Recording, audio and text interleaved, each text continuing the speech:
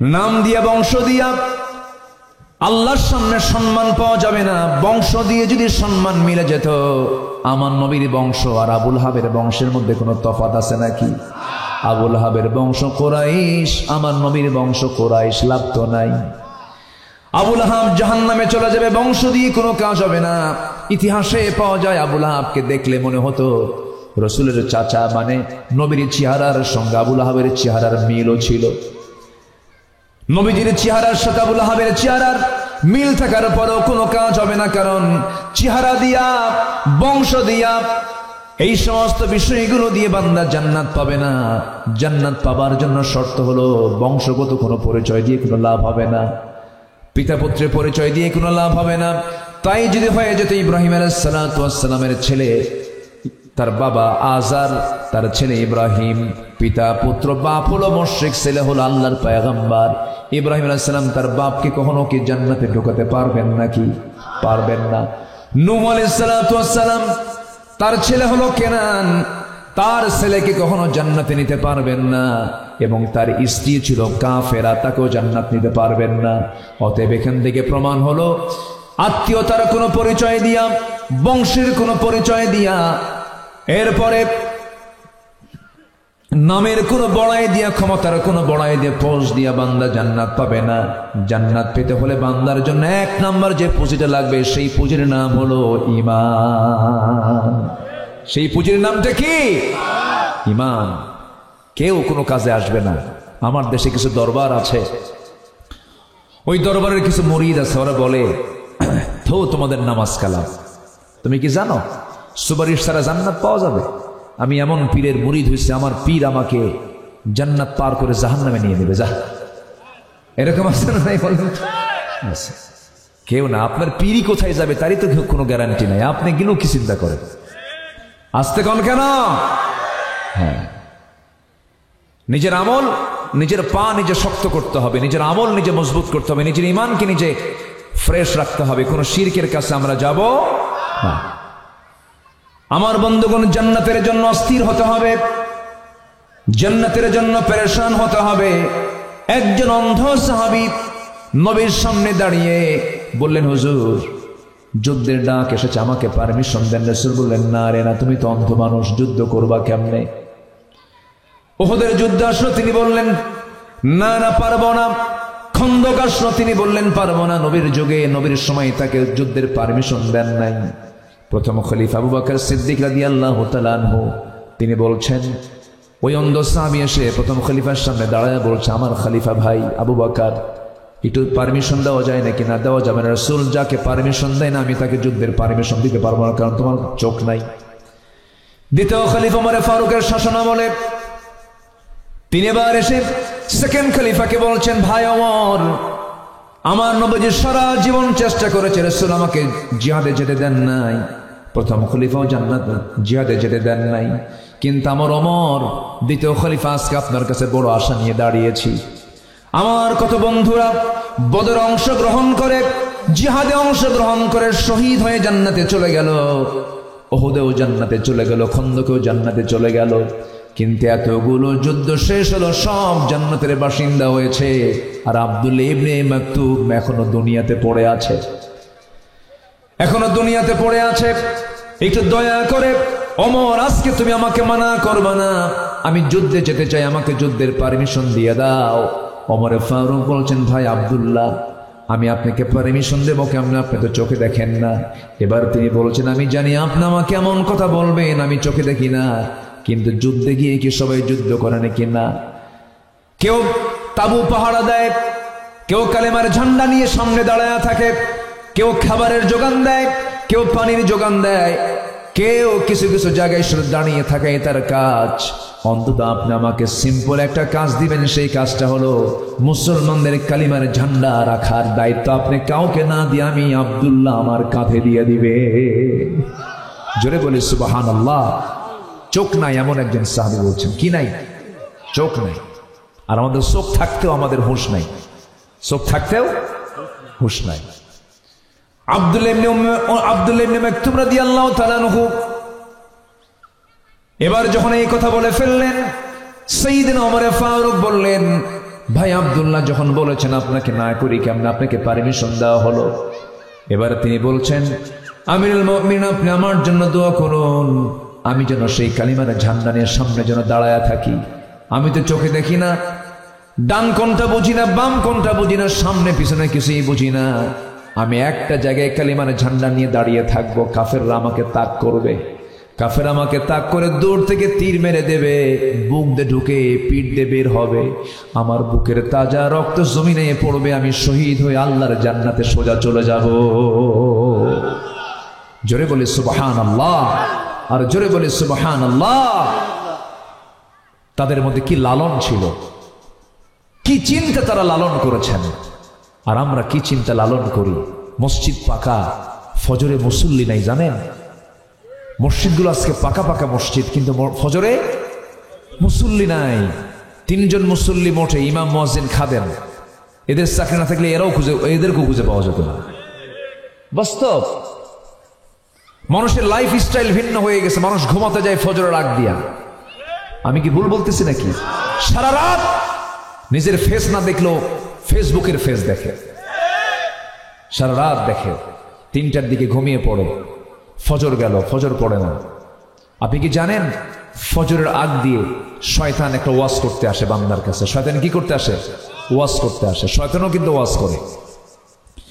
হাদিসে আসছে শয়তান ফজরের একটু আগ দিয়ে চলে আসে প্রত্যেক বান্দার সামনে, শিওরে বসে মাথার চুলগুলো সুন্দর করে আঁচড়ায় দেয়, সুন্দর করে আলতো আলতো করে তার মাথার চুলগুলো নড়ায়া নড়ায়া দেয়, আর বলে আলাইকা লাইলুন তাবিল, আলাইকা লাইলুন তাবিল, তোমার জন্য রাত বড় লম্বা, রাত বড় লম্বা, ঘুমাও ঘুমাও। আমার রাসূল বললেন ওই শয়তানের ওই 3টা গিট, ওই সময় শয়তান 3টা গিট দিয়ে ফেলে। রাসূল বলছেন এই 3টা গিট যদি কেউ ছোটাতে চাও, 3টা আমল করবে, গিট ছোটে যাবে। নাম্বার 1, যখন তুমি দেখতেছ আজান হয়ে গেছে, গা ঝাড়া দিয়া আলহামদুলিল্লাহিল্লাযী আহইয়ানা বা'দামা আমাতানা ওয়া ইলাইহিন নুশুর বলে উঠে বসবে, একটা গিট ছুটে যাবে। ওযু বানাবে, আর একটা গিট ছুটে যাবে। নামাজের জন্য হেঁটে হেঁটে মসজিদ পর্যন্ত গিয়ে নামাজে দাঁড়ায়া যাবে। 3 নাম্বার গিট ছুটে গেল, 24 ঘন্টা শয়তান তোমার কাছে আসার সাহস পাবে না। আল্লাহু আকবার। সবাইকে নামাজ পড়তে রাজি আছেন? কয় ওয়াক্ত নামাজ? আসতে বলবেন না, কয় ওয়াক্ত নামাজ? আল্লাহ কবুল করুন, জোরে বলি আমিন, আরো জোরে আমিন। মাহফিলে কি মা বোনরা আসছেন? পাশে আছে। তাই কি পুরুষ বেশি না মহিলা বেশি আজকের মাহফিলে? লেডিস ফার্স্ট, মেয়েরা সব জায়গায় ফার্স্ট, মার্কেটেও ফার্স্ট, প্রচুর মহিলা। দেখেন তো, বলেন তো মার্কেটে পুরুষ বেশি না মহিলা বেশি? মহিলা বেশি। স্বামীকে ধমক একখান মেরে দিয়ে মার্কেটে চলে যায়। স্বামীকে ধমক দিয়ে বলে তুমি কি মার্কেট বুঝো, দামাদামি পারো কিছু? শাড়ির দাম 900, তুমি সেই শাড়ি নিয়ে আসো 1800 টাকা দিয়ে, তুমি কি সংসার রাখবা না শেষ করবা?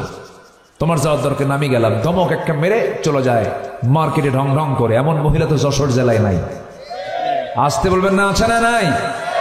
চলে গেল মার্কেটে, মাথার চুল খোলা, লাল লিপস্টিক, গালে আটা ময়দা লাগানো, লাল শাড়ি,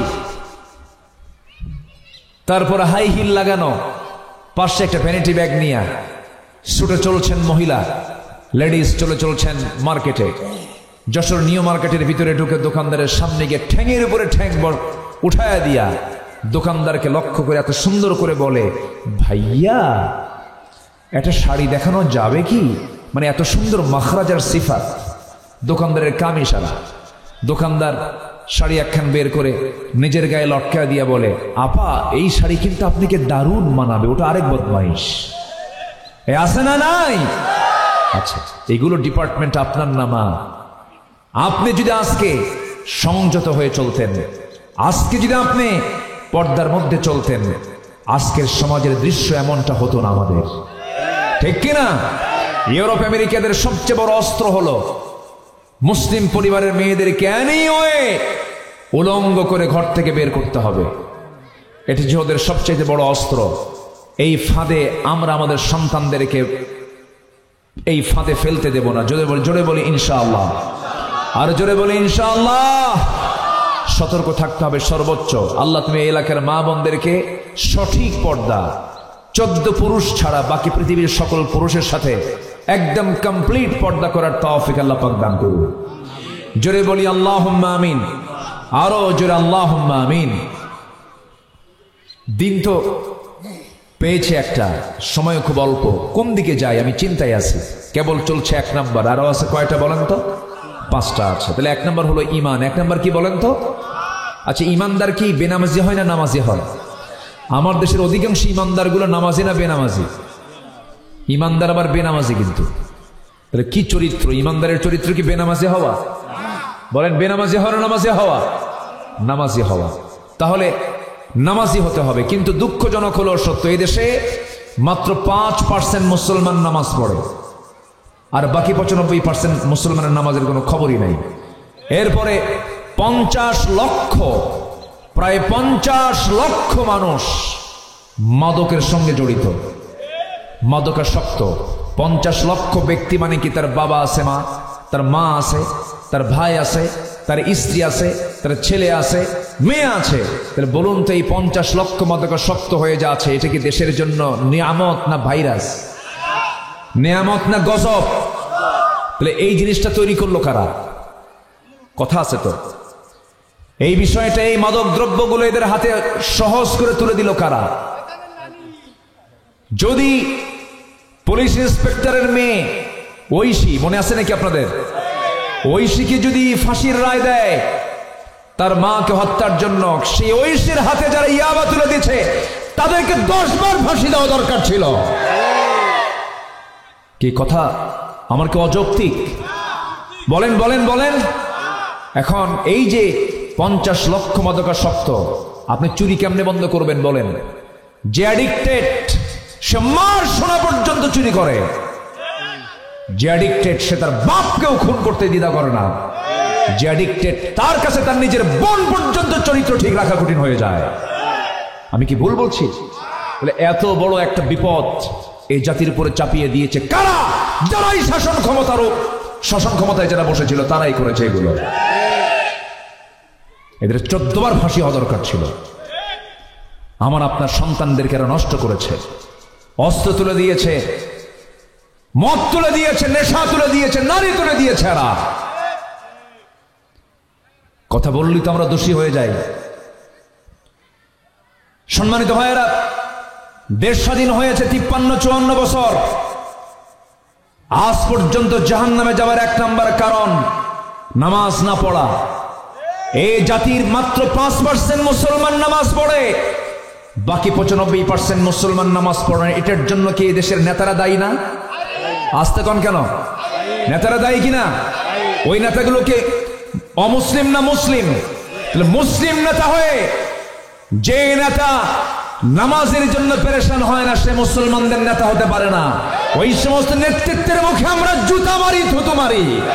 রাজি আছেন কারা কারা? হাত উঁচু করে দেখান মুসলমান।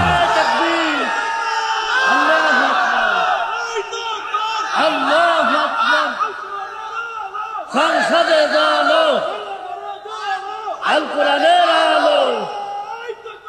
আল্লাহু আকবার। আল্লাহ কবুল করুন। জোরে বলি আমিন, আরো জোরে আমিন। যার ঘরে একটা মাদকাসক্ত ছেলে আছে, এটা যে কত বড় জাহান্নাম উনি বুঝেন।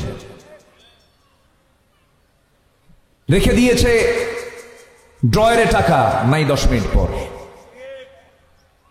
পাশের বাড়ির মহিলার কানের দুল নাই, আরেকজন প্রতিবেশীর ছাদের কাপড় নাই, অথচ ওই ছেলে ছিল সম্ভ্রান্ত পরিবারের সন্তান। কিন্তু এগুলো কেন করেছে? ওই মাদকাসক্ত তাকে এই চরিত্রহীন বানায় দিয়েছে। তাহলে বলুন, এটা কি শুধুমাত্র বিপদ না বড় বিপদ? এরকম করে আমার দেশের প্রতিবেশী যারা, প্রতিবেশী রাষ্ট্র, এই প্রতিবেশী, এরা দিয়েছে হলো ভালো একটা খাবার দিয়েছে, ড্রিঙ্কস, ফ্যান্সি ডেইলি, সহজ করে দিয়েছে। ওইদিকে মায়ানমার দিয়েছে বিসি, ওই যে দানা দানা, ইয়া বাবা, ইয়া বাবা। ওদিক থেকে বাবা দিল, এই দিক থেকে মা দিল, জাতি শেষ। আমরা এমন প্রতিবেশী পেয়েছি, রাসূল বলেছেন সেই লোকটার কপাল বড় ভালো যার প্রতিবেশীটা ভালো, যার প্রতিবেশীটা ভালো। আমরা ভৌগোলিকভাবে এমন দেশের নাগরিক ফিলিস্তিনও ভৌগোলিকভাবে আরব এত বড় বিপদে নাই। ফিলিস্তিনের চতুর্দিকে আরব রাষ্ট্র আছে, তাদের ভৌগোলিক অবস্থান এত খারাপ নয়। মুসলিম শক্তি এক হলে পরে ইহুদিরা মুহূর্তের মধ্যে মাটির সঙ্গে মিশে যাবে। কিন্তু আমরা এমন দেশের নাগরিক যার চতুর্পাশে মুশরিক, সামনে হলো দরিয়া, মরা ছাড়া উপায় নাই। আমাকে আপনাকে গর্জে উঠতে হবে বাতিলদের মোকাবেলায়, ঠিক কিনা? জ্বলে উঠতে হবে নিজের শক্তি নিয়ে, আল্লাহর সাহায্য নিয়ে। সাহায্য করবেন কে? আসতে বলবেন না, সাহায্য করবেন কে? আমাকে বাঁচাবেন কে? আল্লাহ আমাকে বাঁচাবেন। সম্মানিত ভাইয়েরা, অনেক কথাই আছে, একটু একটু করে বলছি। শহরতলির মানুষ আপনারা, যশোর সদর শিক্ষিত জনপদ, আমি চেহারা দেখি টের পাচ্ছি সবাই সচেতন মানুষ। কথাগুলো শোনেন, কাজে লাগবে। আগামীর নেতৃত্ব আমরা দেখতে চাই নামাজের নেতৃত্ব, আগামীতে দেখতে চাই আমরা কোরআনের নেতৃত্ব। যা এই জাতি পেয়েছে সব শুধু ধোঁকা দিয়েছে, আমরা ধোঁকায় পড়তে চাই না। আমরা এখন কোরআন দেখব, ইসলাম দেখব, সৎ দেখব, নামাজি নেতৃত্ব দেখব। আল্লাহ কবুল করুন, জোরে বলি আমিন। সম্মানিত ভাইয়েরা, ঈমান আনবো 1 নাম্বার, মনে থাকবে তো সবার? জোরে বলি ইনশাআল্লাহ। নামাজ ঈমান না বেনামাজ ঈমান? বলেন বলেন। হ্যাঁ, সুদযুক্ত ঈমান না যাকাতওয়ালা ঈমান? যাকাতের না সুদের? বলেন আমরা কিসের? যাকাতের যাব না সুদে যাব? যেখানে যাকাত থাকবে সেখানে সুদ থাকবে না। আমার দেশে যাকাত আছে না সুদ আছে? সুদ আছে, তবে যশোরে সুদ নাই। আছে, সুদ আছে, বেশি বলার দরকার নাই। গোটা দেশের এক চিত্র একই, সুদ টাকার বামে টাকা। ওই সেনা 2 টাকা দিয়া বলে আল্লাহ সোয়াব দাওয়ার না দাও থোয়ার জায়গা নেই। এটি কি প্রিয় মাল খরচ করা? এটি কি প্রিয় মাল খরচ করা হলো না? আমার নবীজি মক্কা থেকে মদিনায় হিজরত করলেন, মক্কা থেকে মদিনায় হিজরত করলেন। কি মামুর বাড়ি বেড়াতে গেছেন? আমার নবীর মামুর বাড়ি কোথায়? মদিনা। কিন্তু মামুর বাড়ি বেড়াতে যান নাই, তিনি হিজরত করতে বাধ্য হয়েছেন। পেটন খেয়েছেন আমার রাসূল, মার খেয়েছেন সাহাবায়ে কেরাম। আমার নবীজি যখন মক্কা ছেড়ে যাচ্ছিলেন, 53টা বসন্ত পার করেছেন কাবার সাথে। 53। কাবার দিকে তাকান, আর অঝরে ঝাড়ায় চোখ দিয়ে পানি পড়ে, আর কেঁদে কেঁদে বলছেন, কাবা, তোর সাথে আমার থাকার বড় শখ ছিল, কিন্তু তোর প্রতিবেশী দারুণ খারাপ, আমাকে থাকতেই দিল না, চলে গেলাম। আমার নবীজি মদিনার উদ্দেশ্যে রওনা দিলেন। মিলিয়ন মিলিয়ন টাকার মালিক সাহাবীরা ব্যবসা ছেড়ে দিয়ে, বউ ঈমান আনে বউকে ছেড়ে দিয়ে, সন্তান ঈমান আনে সন্তানকে ছেড়ে দিয়ে নবীর সঙ্গে হিজরত করে মদিনায় চলে গেছে। ওয়াতাল মাল আলা হুব্বিহি যাবিল কুরবা, চলে গেছে। একজন ছিলেন আব্দুর রহমান ইবনে আওফ, একজন মিলিয়নার সাহাবী, কোটি কোটি টাকার মালিক ছিলেন। মদিনায় যাওয়ার পর কিচ্ছু কাজ নাই, তার থাকারও জায়গা নাই। নবীর সামনে ইতিমের মতো বসে আছেন। আমার নবীজি দেখে বললেন, আব্দুর রহমান, এত বড় সম্পত্তির মালিক তুমি, মক্কায় ছিলে, আজকে তোমার কিছু নাই, তোমাকে দেখে আমার বড্ড খারাপ লাগছে। আব্দুর রহমান, তোমার জন্য কিছু তো করা দরকার। হুজুর, কিচ্ছু লাগবে না, আমি আপনাকে পেয়েছি, আল্লাহকে পেয়েছি, এর চাইতে বড় পুরস্কার এই দুনিয়াতে আমার আর দ্বিতীয়টা নাই। আমার নবীজি একজন আনসার সাহাবীকে ডাক দিয়ে বলছেন, আনসার সাহাবী, এইদিকে আসো। কাছাকাছি যখন চলে গেলেন, রাসূল বললেন, ও আনসার সাহাবী, এই যে আমার আব্দুর রহমান, খুব প্রিয় আমার সাহাবী, এই সাহাবীর জন্য কিছু করা যায় নাকি দেখো তো। সে আনসার সাহাবীর 2টা বড় খেজুর বাগান ছিল, বড় বড় 2টা খেজুর বাগান মদিনার।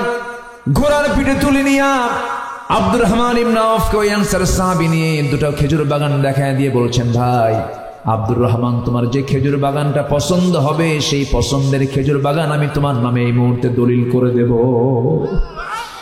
আব্দুর রহমান বলছেন, ভাই আর কি দিবা কও? বলতেছে, এখন আর কি দেব তোমাকে? এই মদিনার কোনো মেয়ের বাবা তোমার সঙ্গে তার মেয়ে বিয়ে দেবে না, কারণ তোমার ঘর নাই, বাড়ি নেই, দেশের মানুষই না তুমি, তোমার সঙ্গে কে বিয়ে দেবে?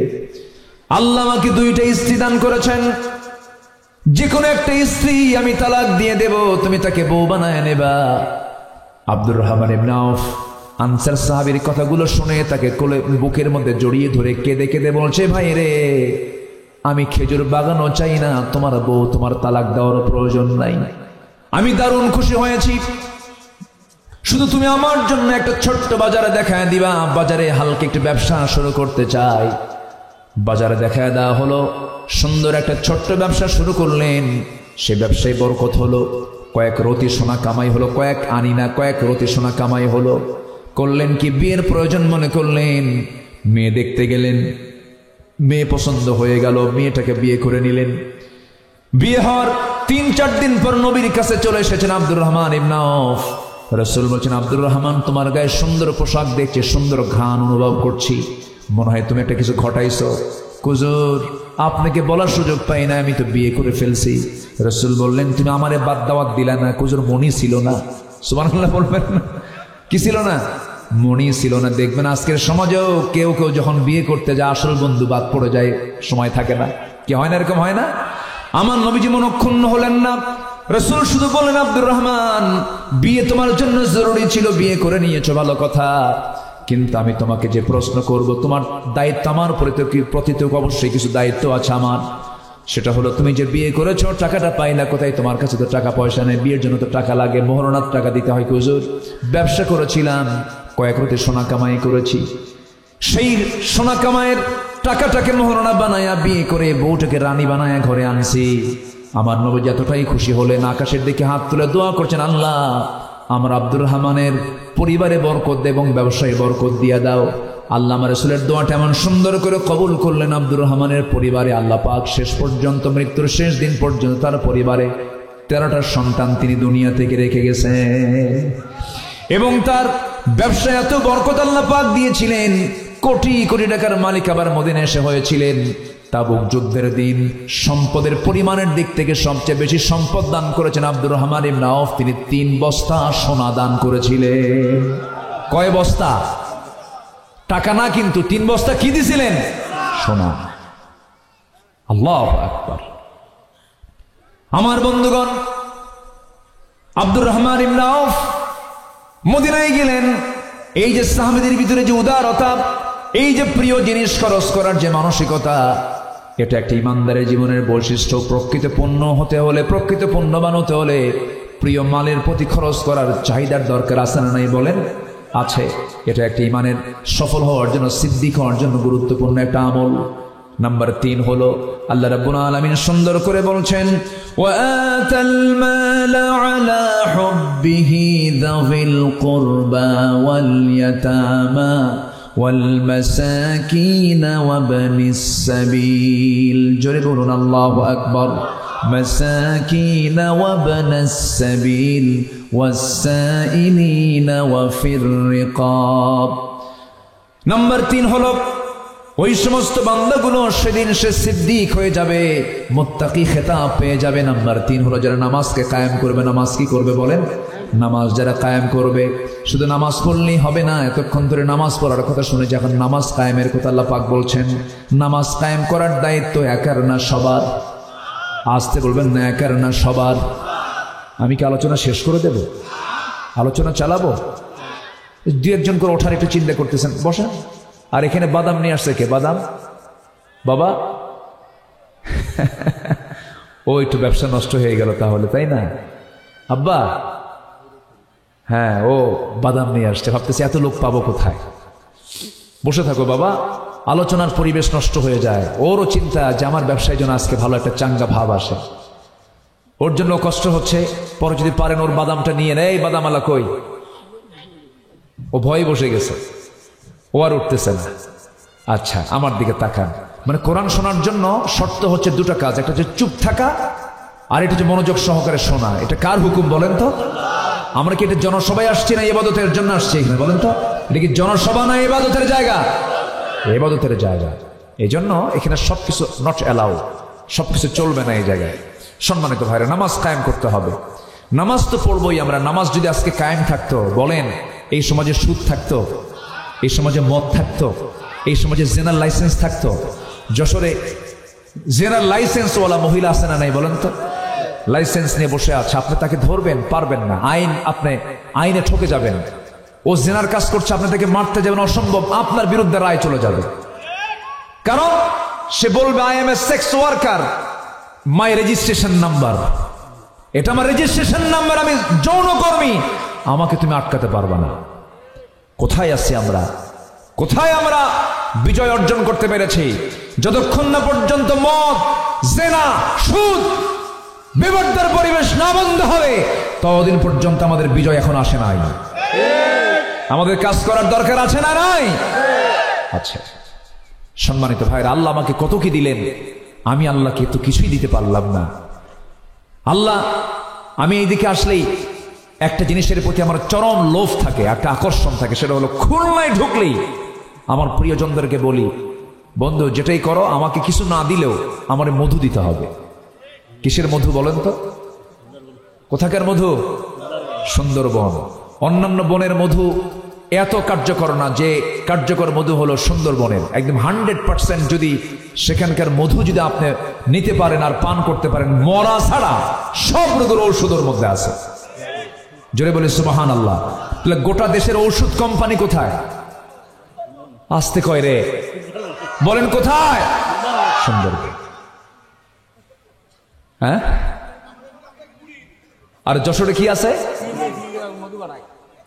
খেজুরের গুণা। খেজুরের গুড় তো আলাদা, এটা নিয়ামত আলহামদুলিল্লাহ। কালকে আমার ড্রাইভার, আমি গতকালকে এসেছি, রাতের বেলা আমি রাস্তা দিয়ে, কোন রাস্তা দিয়ে আসতেছিলাম, চতুর্দিকে শুধু খেজুর গাছ আর কি ঝুলার আছে, ঠিলা। আমার ড্রাইভারকে, হুজুর কি এটা কি পাড়া যাবে? না বলে খাওয়া যায়?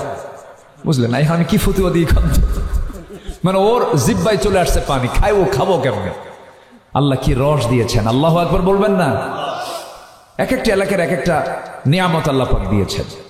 তো এটা তো খেজুর, এটা রস, আর ওটা হচ্ছে ওষুধ। মধুটা কি বলেন তো? ওষুধ। এই ওষুধ কোম্পানি কে দিয়েছেন এবং এটা ডিপার্টমেন্ট দিয়েছেন কোন প্রাণীকে বলেন তো? মাছি না? কি মাছি? মৌমাছি। মাছি তো ও জায়গা মতো পড়ে, ও জায়গায় পড়ে। মাছির তো কোনো চরিত্র নাই।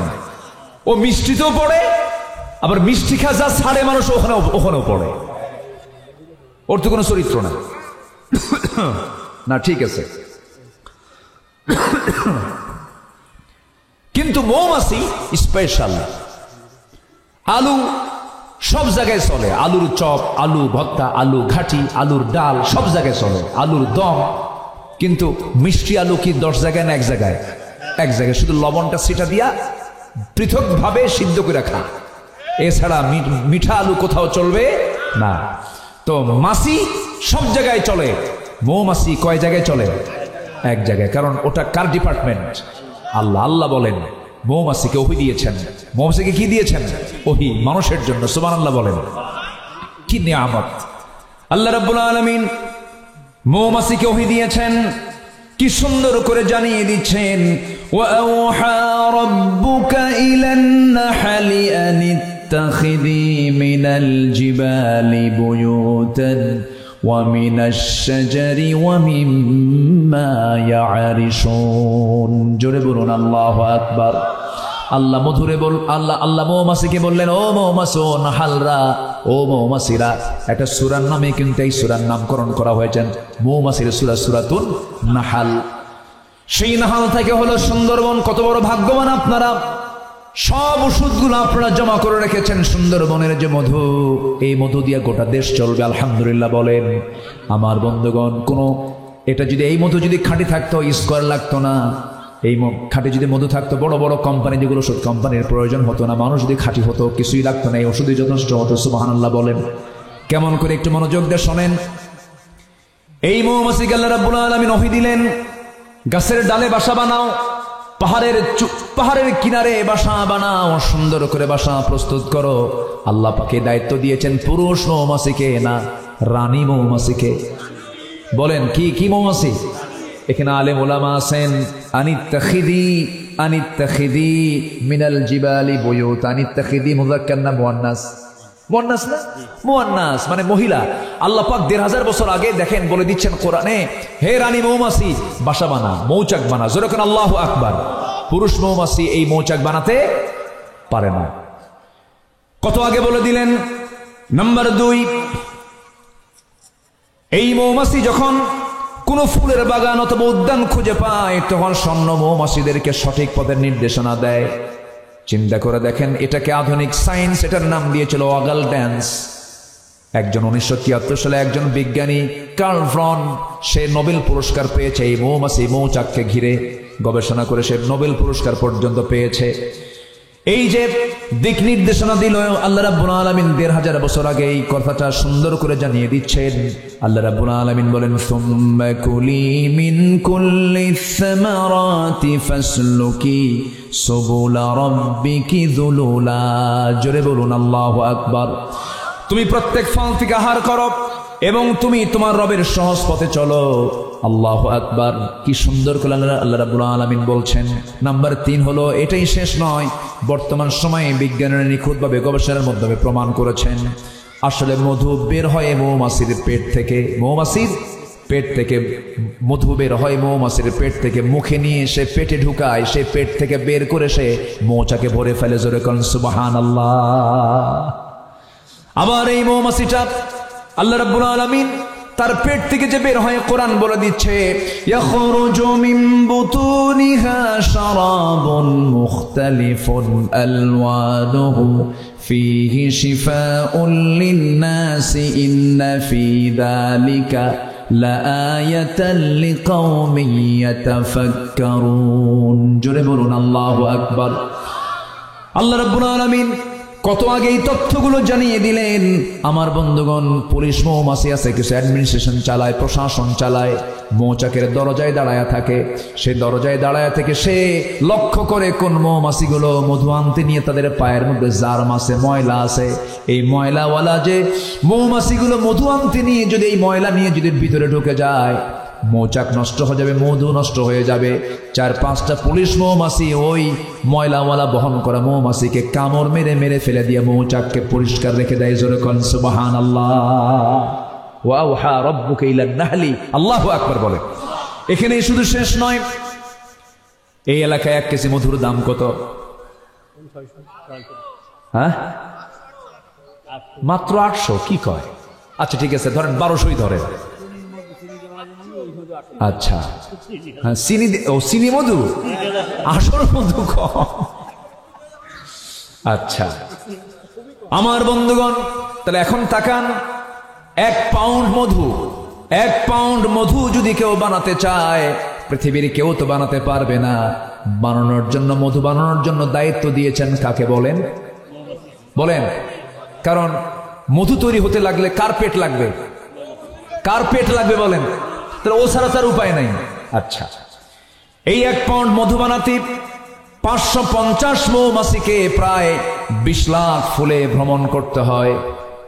1 পাউন্ড মধু বানাতে 550 মৌমাছিকে 20 লাখ ফুলে ভ্রমণ করতে হয়। আল্লাহু আকবার বলবেন না? আচ্ছা গেল। যেখানে একটা কর্মী মৌমাছিকে 80,000 কিলোমিটার পথ অতিক্রম করতে হয়, একটা গবেষণার তথ্য মতে প্রায় দেখা যায় 1 পাউন্ড মধু বানাতে 14.5 লাখ কিলোমিটার পথ অতিক্রম করতে হয় 550 মৌমাছিকে, যা গোটা পৃথিবী 3 বার ঘুরে আসা যাবে। সুবহানাল্লাহ বলবেন না? এখন বলেন তো, এই যে কষ্ট কইরা মৌমাছি যে মধুটা বানালো, এর দাম কি শুধু 1200 হওয়া দরকার না 12 লাখ হওয়া দরকার? কি আপনি সুবহানাল্লাহ বলবেন না? সুবহানাল্লাহ বলবেন না?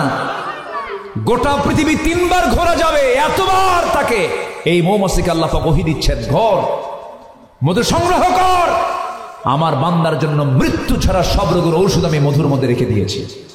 জোরে বলে সুবহানাল্লাহ। আবার এই মৌমাছি মৌচাকে যে মধু রাখে, এটার একটা স্বাভাবিক তাপমাত্রা আছে 35 ডিগ্রি সেলসিয়াস। এখন এখানকার তাপমাত্রা কত? মোবাইলে আছে না? কত হবে? 25 ডিগ্রি। দেখেন না হুজুর কত আপডেট দেখছেন, উনি ডিগ্রি সেলসিয়াস নিয়ে বসে আছে। এখন তো আধুনিক দুনিয়া, এখন এখানে 25 ডিগ্রি সেলসিয়াস। কিন্তু মৌচাকে সর্বক্ষণ যখন মধু থাকবে তখন তার তাপমাত্রা থাকতে হবে হলো 35 ডিগ্রি সেলসিয়াস। কত? 35 ডিগ্রি সেলসিয়াস। তাহলে এখন সুন্দরবনের যে মৌচাকের আশেপাশে 25 ডিগ্রি সেলসিয়াস তাপমাত্রা, কিন্তু মৌচাকের মধ্যে থাকতে হবে কত? 35। এই 10 ডিগ্রি বাড়াবেন কেমনে? তাছাড়া তো মৌচাক নষ্ট হয়ে যাবে, মধু নষ্ট হয়ে যাবে।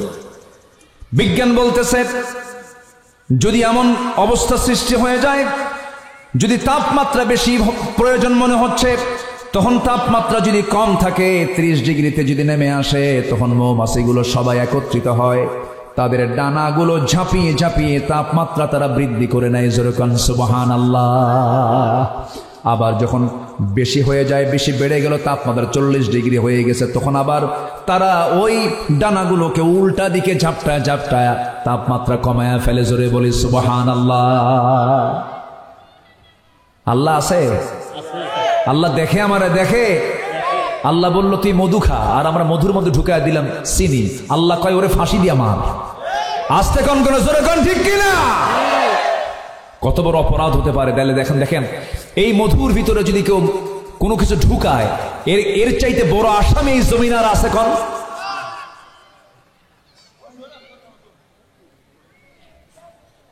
এত সুন্দর মানুষ আপনারা তো কেউ নড়াচড়া করতেছেন না। বলি আলহামদুলিল্লাহ, খুব ভালো মানুষ আপনারা। আমাকে শেষ করতে হবে খুব দ্রুত। আপনাদের যশোরে যখন আমি আসি তখন আমি একটু ভয় পাই, কি জানেন? আপনাদের ভাষাগুলো না অনেক সুন্দর। বলি আলহামদুলিল্লাহ। আমার একটা কথা যশোরবাসীর জন্য, জি হ্যাঁ হ্যাঁ হ্যাঁ, যশোরবাসীর জন্য আমার একটা ভাষা খুবই, আমার একটা কথা খুবই মানে ভাইরাল বলবো না, এটা সবার কাছে সবার মুখে মুখে হয়ে গেছে। সেটা হলো যশোর তো যশোরই।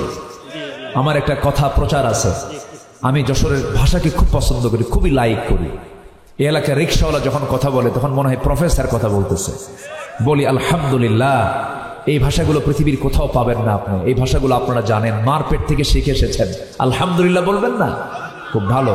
তো সেই যশোরবাসীর সামনে কথা বলা, এটা কম বড় হিম্মতের দরকার না। আমি যে কতবার ভয় পাচ্ছি যে আপনার সামনে কথা বলি, ভাষায় যেন কোন ভুল যেন হয়ে যায়। আপনারা তো এক একজন বড় বড় ভাষাবিদ, আলহামদুলিল্লাহ বলেন। জি অনেক সুন্দর। তা আমাকে শেষ করতে হবে, আমি পয়েন্ট আকারে শুধু বলে দিচ্ছি। 6টা কাজ। একটা হচ্ছে ঈমান, নাম্বার 2 হচ্ছে প্রিয় মাল খরচ করব কার পথে? আল্লাহর পথে। মাঝখান দিয়ে আমরা নামাজ কায়েমের কথা বলতে নিয়ে আল্লাহর নিয়ামতের কিছু দিকে চলে গেছিলাম সুন্দরবন, আবার চলে আসলাম যশোরে। আবার কোথায় আসলাম বলেন? যশোরে আসলাম। মৌচাকের ডিপার্টমেন্ট বাদ দিয়ে আমরা এখন এই দিকে এসে এখন নামাজ কায়েমের কথা আবার শুনলাম। নাম্বার 4 হচ্ছে ওয়াতাজ যাকাত।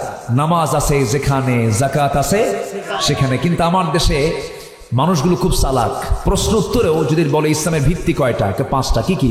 কালেমা, নামাজ, রোজা, হজ, যাকাত। যাকাত নিয়ে গেছে কয় নম্বরে? কিন্তু ইসলামের সিস্টেম হচ্ছে নামাজ আছে যেখানে, যাকাত আছে সেখানে। তাহলে কালেমা, নামাজ, এরপরে কি? আরো জোরে না, কালেমা, নামাজ, এরপরে কি? যাকাত। কিন্তু যাকাত টাকা পয়সার ব্যাপার, তো 5 নম্বরে ফেলা রাখছে।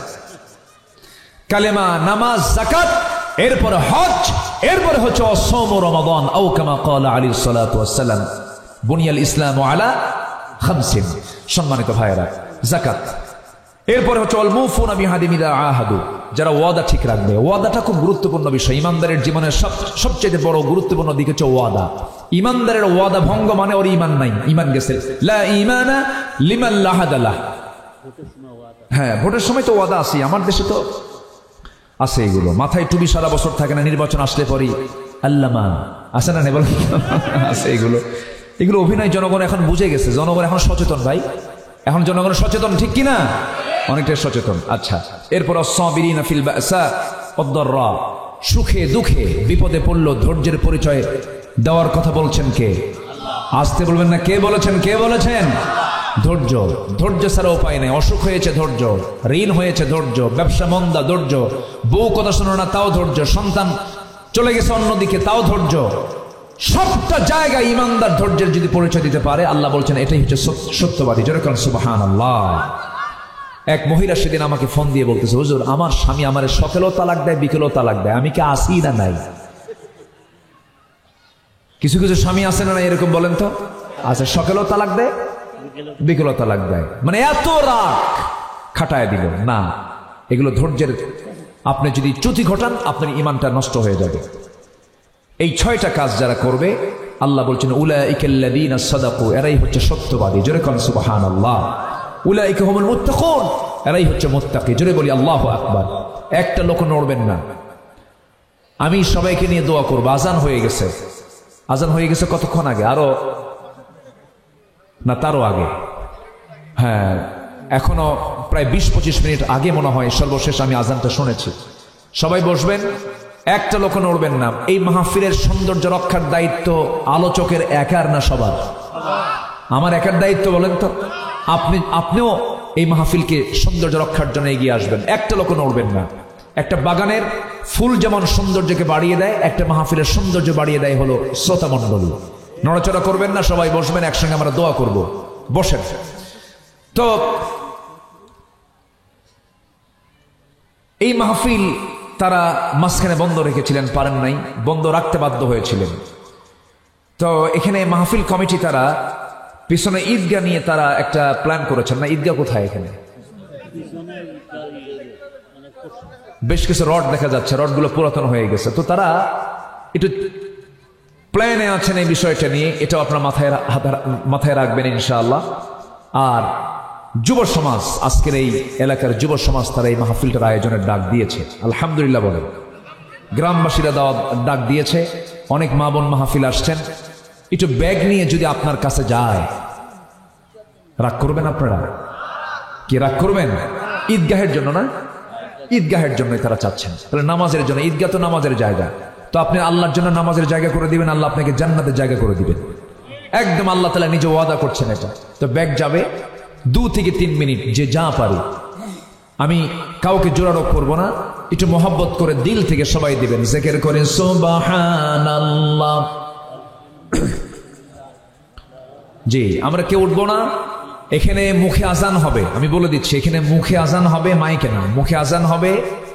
যাদের ওযু আছে আজান হওয়ার সঙ্গে সঙ্গে তারা কিবলামুখী হয়ে দাঁড়িয়ে যাবেন।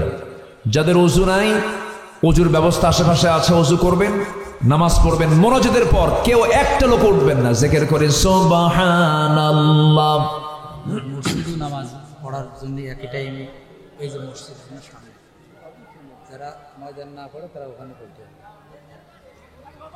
এখানে মসজিদের জায়গা আছে, মসজিদের জায়গা হবে না এখানে আমার মনে হয় এখানে পড়লে ভালো হবে। যাদের ওযু আছে এখানে দাঁড়াবেন। জি জি, আমরা সবাই বসে, আমি কিন্তু উঠতে বলিনি, আপনি উঠলেন কেন? একটু বসেন না, একটু বসেন বসেন প্লিজ, আপনি দিয়েন না। আপনি যদি না দিতে চান সমস্যা নাই, কিন্তু আপনি বসেন ভাই, একদম করজোরে বিনতি জানাচ্ছি। চাইতে গেলে যদি দৌড় মারেন, এটা কেমন হলো? একটু বসেন, জিকির করেন সুবহানাল্লাহ আলহামদুলিল্লাহ। আরো জোরে লা ইলাহা সুবহানাল্লাহ আলহামদুলিল্লাহ। আরো জোরে লা ইলাহা ইল্লাল্লাহ সুবহানাল্লাহ আলহামদুলিল্লাহ। দেখছেন অবস্থা? দেখছেন অবস্থা? না না না, আমরা এখন দোয়ার দিকে যাব। আমরা চাইবো কার কাছে বলেন তো? যে ভলেন্টিয়ার ভাইয়েরা একটু মেহেরবানি করে সবার হাতের কাছে যান, একটু চাদর টাদর নিয়ে গেট মেটে একটু দাঁড়ান। অনেকে আসলে তো এখন বিকেলের সময়, বাজারের সময়, ব্যস্ততার সময় অনেকে যাচ্ছেন, আমরা মনক্ষুণ্ণ হয়নি। মাহফিলের আলোচনা পর্যন্ত পিনপতন নীরব হয়ে শুনেছেন, আমি অনেক খুশি হয়েছি। আল্লাহ তুমি এলাকাবাসীকে কবুল করে, জোরে বলি আল্লাহুম্মা আমিন। আমরা এখন দোয়ার দিকে যাব। আমরা চাইবো কার কাছে? কথা বলেন, সালাম বিনিময় করুক। আচ্ছা অল্প কিছু বলেন। জি, আসুন আমরা আল্লাহর কাছে চাইবো। সবাই বলে সুবহানাকা আল্লাহুম্মা ওয়া বিহামদিকা আশহাদু আল্লা ইলাহা ইল্লা আনতা আস্তাগফিরুকা ওয়া আতুবু ইলাইকা। আসুন আমরা দোয়া করি, আল্লাহুম্মা আমিন। ربنا ظلمنا أنفسنا وإن لم تغفر لنا وترحمنا لنكونن من الخاسرين। মিষ্টি বিকেল গধূলি বেলা হাজারো মুসলমান নরনারী নিয়ে তোমার কালাম থেকে প্রকৃতি ইমানদার কারা, সত্যবাদী কারা, মুত্তাকি কারা, তোমার চোখে যাদের পছন্দ এই সমস্ত কিছু গুণ নিয়ে আলোচনা করেছি। কাঙ্গাল ভিখারির মতো দুটো হাত পেতেছি। আল্লাহ, গুনার দিকে নজর দিও না, বান্দা মনে করে তামাম জিন্দেগীর সমস্ত গুনাহগুলোকে মেহেরবানি করে মাফ করে দাও। জনম দুঃখিনী মা, জনম দুঃখী বাপজান যারা চলে গেছেন, জিন্দেগীর গুনাহগুলো মাফ করে দাও, কবরগুলোকে জান্নাতের টুকরা বানায়া দাও। রব্বির হামহুমা কামা রব্বায়ানি সগীরা, রব্বির হামহুমা কামা রব্বায়ানি সগীরা। অনেক আলোচনা শেষ করে বাড়ি ফিরবো, সব দেখবো, কিন্তু মার ঘরে মাকে পাবো না রে, বাবার ঘরে বাবাকে পাবো না। বাপ মা যারা চলে গেল, জিন্দেগির গুনাহগুলো মাফ করো, কবরগুলোকে জান্নাতের বাগিচা বানাইয়া দাও। বিশেষ করে মাহফিলটার আয়োজন করলেন যারা, শোনার জন্য কষ্ট করে আসলেন যারা, বিনিময়ে কিয়ামতের কঠিন ময়দান যেদিন কেউ কাউকে চিনবে না, এমনকি মা সন্তানকে পর্যন্ত স্বীকার করে বসবে, যেদিন মানুষ কাঁদতে কাঁদতে চোখের পানিগুলো ফরে যাবে, চোখ থেকে রক্ত বের হওয়া শুরু হয়ে যাবে, সেই কঠিন মুসিবতের দিন এই মাহফিল সবার জন্য নাজাতের মাধ্যম তুমি আল্লাহ বানাইয়া দিও। তোমার বান্দাগুলোকে নিয়ে এমন সময় হাত তুলেছি, মুসলমানদের পায়ের তলায় মাটি নাই, ফিলিস্তিনকে বাঁচাও, মুসলমানদের বাইতুল আকসা তুমি আল্লাহ মুসলমানদের হাতে তুলে দাও। বাংলার জমিনে ওমরের মতো একটা শাসক তুমি আমাদেরকে উপহার দিয়ে দাও। আয় আল্লাহ তাআলা, দুনিয়া থেকে কোন দিন বিদায় নেব জানি না, মালাকুল মউত কোন দিন আসবে কেউ তো আমরা বলতে পারি না, ডান হাতে আমলনামা না আসা পর্যন্ত আমাদের মরণ দিবা না। মালাকুল মউত একদিন তো চলে আসবে রে, টেনে হেঁচড়ে জান কবজ করে নিয়ে চলে যাবে। 24 ঘন্টা লাগবে না, মাথার চুলগুলো খসে খসে পড়বে। 3 দিন লাগবে না, চামড়াগুলো গলে গলে পোকার পেটের খাবার হবে। মাত্র 7টা দিন পেটের নারী বলে সব চোখ মুখ কান নাক দিয়ে বের হওয়া শুরু হয়ে যাবে। মাত্র 3টা মাস কবর খনন করে যদি দেখা হয় কয়েকটা হাড় ছাড়া কিছুই খুঁজে পাওয়া যাবে না রে। সে অন্তিম মুহূর্ত যখন চলে আসবে, জবানে জারি করে দিও কালো জয়ী কালিমা তাইয়্যিবা লা ইলাহা ইল্লাল্লাহ মুহাম্মাদুর রাসূলুল্লাহ। আসসালামু আলাইকুম ওয়া রাহমাতুল্লাহি ওয়া বারাকাতুহু।